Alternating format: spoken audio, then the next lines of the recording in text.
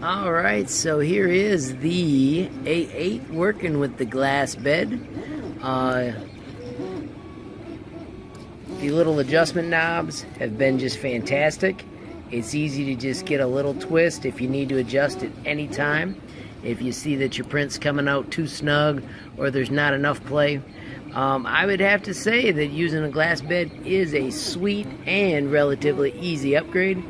You may notice that is just glass mirror like you would install at a home. I bought a box of it at Lowe's for a project for one of my children, and then I was able to just take a piece of that, cut it with a glass cutter, and be back in business.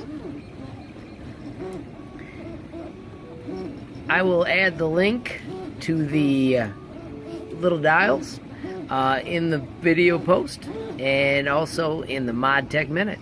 Thanks for watching. Please like, comment, and subscribe. So I show you this print because another user had shown me that they could not get it to print using Cura and the A8. And I'm here to say I'm having the same issue. So you can see in the design, it really says Philippians 4:13.